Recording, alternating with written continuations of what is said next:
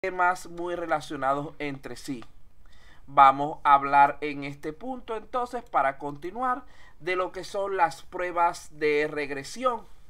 Este tipo de pruebas no son otra cosa más que la repetición selectiva de ciertas pruebas para detectar fallos que pudieran haber sido introducidos durante la modificación de algún componente del sistema. Fíjense lo siguiente, imaginemos que vamos a comenzar desde aquí, de que nosotros tenemos nuestro sistema construido y vamos a probarlo. Resulta ser que detectamos una falla. Nos dirigimos a la parte técnica para que arreglaran esa falla. Nosotros no podemos quedar hasta allí simplemente. Allí es donde entran en juego las pruebas de regresión. Volvemos hacia atrás y probamos nuevamente los elementos anteriores para ver si ya están funcionando correctamente las cosas que fueron reparadas. Pero aparte de esto, hay algo también sumamente importante. Estas pruebas deben efectuarse para comprobar que los cambios realizados no hayan originado efectos adversos no intencionados ni en el módulo que fue reparado, ni en otros que estén relacionados con él, y que así se continúen cumpliendo con los requisitos especificados. ¿Qué es lo que queremos decir aquí? Sucede muy a menudo que cuando estamos reparando una falla en algún módulo, terminamos produciendo otra falla dentro de ese módulo diferente sin darnos cuenta. Por ejemplo, estamos arreglando una falla de comunicación con otro módulo y terminamos echando a perder la comunicación con la base de datos. Entonces, ese tipo de fallas debemos verificarlas a través de pruebas de regresión. Igualmente, cuando hay módulos que dependen del que estoy reparando, esos módulos hay que probarlos después de la reparación. No sea que lo que he arreglado en un módulo me haya perjudicado a su elemento dependiente.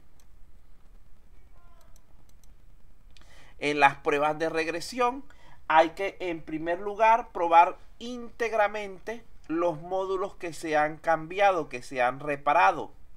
Luego, decidir las pruebas a efectuar para los módulos que no hayan cambiado, pero que puedan haber sido afectados por las reparaciones realizadas. Este tipo de pruebas ha de ejecutarse tanto durante el desarrollo, como cada vez que se produzcan cambios en el software, como también durante lo que es la fase de mantenimiento.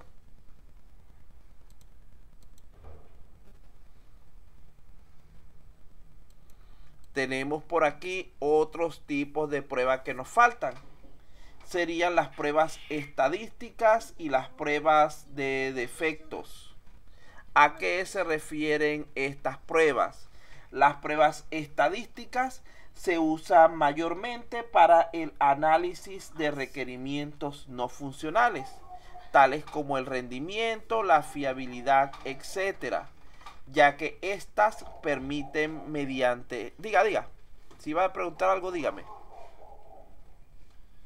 No dijo nada. Bueno, seguiremos entonces si no dice nada.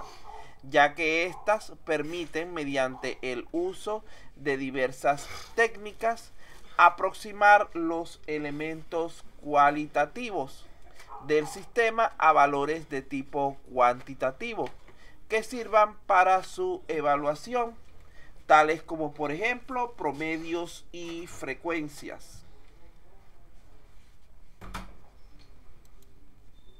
Por otro lado, las pruebas de defectos son mayormente para el análisis de requerimientos de tipo funcional, como por ejemplo los módulos, ya que estas permiten, mediante diversas técnicas dinámicas, verificar el funcionamiento, el cumplimiento de los mismos. Vean que mientras que las pruebas estadísticas evalúan elementos no funcionales, las pruebas de defecto trabajan con la parte funcional. Las pruebas estadísticas trabajan con promedios y frecuencias, ya que estos elementos no funcionales por lo general no pueden ser evaluados correctamente de manera directa, mientras que las pruebas de defecto trabajan de manera directa y exacta. Las pruebas estadísticas se enfocan en elementos cualitativos, tratando de cuantificarlos, y las pruebas de defectos se basan en elementos de tipo cuantitativo. La prueba exhaustiva del software es impracticable, ya que, como podrán imaginarse, no se pueden probar todas sus posibilidades de funcionamiento, ni siquiera en el caso de programas sencillos. No existe... Profesor, una consulta. Ah, dígame. Diga, usted dijo que las pruebas están orientadas para de manera cuantitativa o cualitativa. ¿Cuál de las dos pruebas? Las pruebas estadísticas. Estadísticas es cualitativa, a elementos cualitativos, y después los convertimos en Cuan- valores cuantitativos. Está ahí en la pizarra, en la pantalla. Ay, ay, ay, sí, sí, sí, sí, ya lo vi. Ya, ya, gracias, profesor. Bueno, entonces Lo estoy vamos. anotando. Ajá, bueno, vaya anotando. Esa es la idea precisamente, que pregunten y anoten para que en el examen no salgan mal de nuevo, porque es que no se están concentrando en la clase lo suficiente, me parece. Solamente oír, no hay el mismo aprendizaje que cuando intervienen un poco, ¿oyeron? Sí, sí, sí, sí, excelente. Bueno, continuamos entonces ya para tratar de ir llegando al final por el día de hoy. Entonces, repito, la prueba exhaustiva, la prueba completa del software es impracticable, ya que no se pueden evaluar todas sus posibilidades de funcionamiento, ni siquiera en los casos de programas sencillos. No existe tampoco un software que se pueda decir que está 100% libre de errores. ¿Por qué decimos esto? Porque recuerden que ¿quién crea el software? ¿Quién crea el software?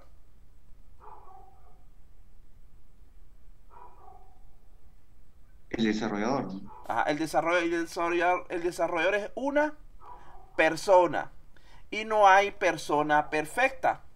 Entonces no podemos esperar que seres imperfectos sean capaces de crear productos perfectos. Por eso es que decimos que no hay ningún software que sea 100% libre de errores. Podrán llegar hasta niveles muy cercanos al 100%, pero nunca al 100%. Además de esto, recuerden que lo que hoy funciona correctamente, mañana puede surgir un cambio que implique su modificación, o que convierta las cosas que estamos realizando hoy, que son entre comillas correctas, en cosas, en procedimientos equivocados, ya que pueden haber diversos cambios en lo que es el entorno.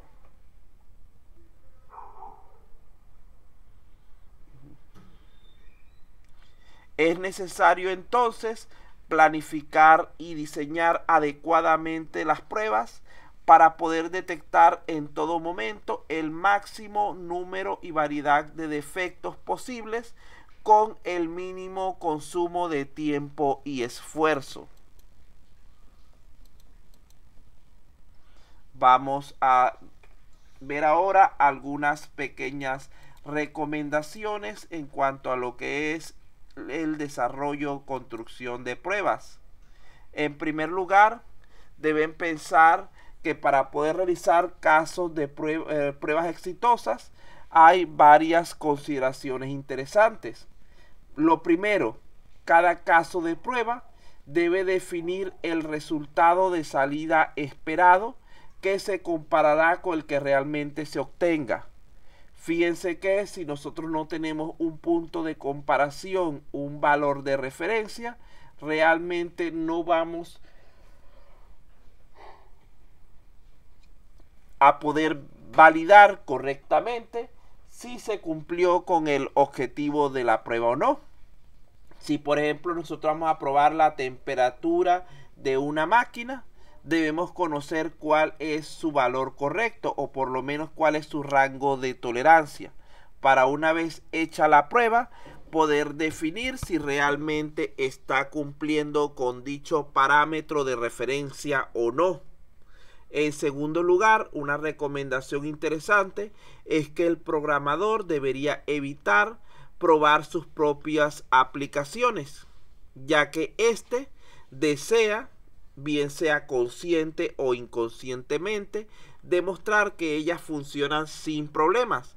Inclusive al conocerlas también por haberlas construido, él va en muchas ocasiones a realizar las actividades de forma tal que no caiga en errores. Esto es algo por lo cual se suele conseguir personas externas especializadas que se encarguen de lo que es el procedimiento de las pruebas, para evitar ese problema con la búsqueda del desarrollador de pensar que su sistema está bien. Otra cosa importante es que se debe inspeccionar a conciencia el resultado de cada prueba, para así poder descubrir posibles síntomas de defectos. Al generar casos de prueba, se deben incluir tanto datos de entrada válidos y esperados como valores inválidos o inesperados. Vean que no podemos pensar si vamos a hacer una prueba, por ejemplo, de un elemento que reciba números. Supongamos que sea la temperatura y su temperatura, su rango válido sea de 0 a 100 grados. Debemos probar primeramente con un valor medio donde esté dentro del intervalo válido. Luego deberíamos probar con los valores extremos. Y finalmente deberíamos probar con valores que estén por arriba y por debajo del rango válido, para poder verificar si el sistema realmente está funcionando como debe. Es decir, si el sistema realmente es capaz de soportar las diferentes situaciones que se pueden presentar. Aparte de esto, podríamos probar ingresando un carácter especial, una letra, un carácter no válido, etcétera, aparte de lo que son valores numéricos. Si el sistema no soporta decimales, podemos probar ingresando un valor decimal. Y así sucesivamente hay muchas situaciones o muchas formas en las que podemos representar lo que son nuestras pruebas. Entonces, las pruebas deben centrarse en dos objetivos fundamentales. Lo normal es que nos olvidemos del segundo. El primer objetivo es verificar si el software no hace lo que debe hacer. En este caso, dicho de otras palabras, es decir, verificar si el software falla, si hace algo indebido. Pero aparte de esto, también debemos verificar si el software hace lo que no debe hacer. Es decir, si provoca efectos secundarios adversos. Por ejemplo, supongamos que el software lo que debe hacer es impedir el ingreso a ciertas funciones a usuarios que no estén autorizados. Entonces debemos verificar que el software cumpla con ese requerimiento. Se ven parecidos, pero son cosas diferentes. Cuando hablamos de que no hace lo que debe hacer, estamos hablando de que no cumpla con alguna funcionalidad solicitada por el usuario.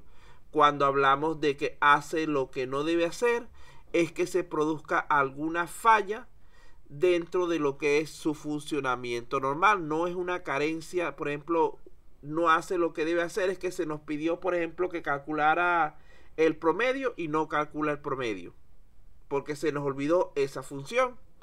Pero cuando hablamos de que hace lo que no debe hacer, es que, por ejemplo, no deba mostrarle al usuario ciertas porciones del sistema, y si se las muestre. Se debe evitar los casos desechables, es decir, aquellos que no hayan sido diseñados ni documentados con cuidado,